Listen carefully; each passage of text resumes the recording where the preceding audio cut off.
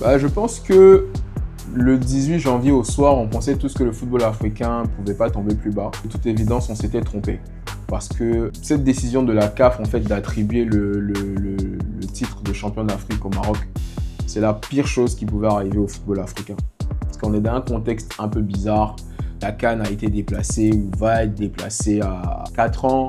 Il y a pas mal de choses qui arrivent en interne, qui sont discutées, qui sont discutables. On parle de plus en plus d'une influence omniprésente, on va dire ça comme ça, du Maroc au sein des instances. Donc en fait, c'est la pire décision qui pouvait être prise. Et c'est d'autant plus grave que la CAF s'était déjà réunie une première fois après la finale de la Coupe d'Afrique des Nations 2025 et avait donné pas mal de sanctions, un peu de part et d'autre. Et c'était une décision qui, bien que discutable, de toute évidence, que de toute façon, au point où on en était, tout était discutable, il y avait une forme de justice parce que le spectacle tel qu'on l'a vu lors de la finale de la Coupe d'Afrique des Nations ne pouvait pas être la responsabilité d'une seule des parties. Donc on va dire qu'ils ont essayé de trouver une forme d'équilibre.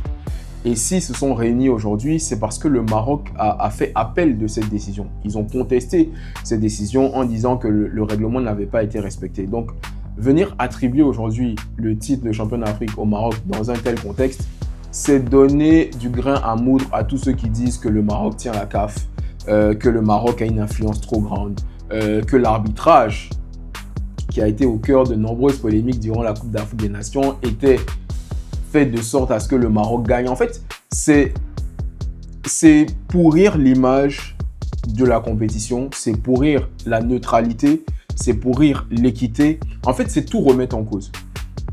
C'est tout remettre en cause et c'est super grave parce que notre football est à un tournant. Notre industrie sportive, même de manière générale, et je pense que je le dis ici souvent, est à un tournant. Et en fait, toutes les décisions qu'on prend à ce stade-là sont super importantes pour nous permettre de progresser. Et là, on a regressé.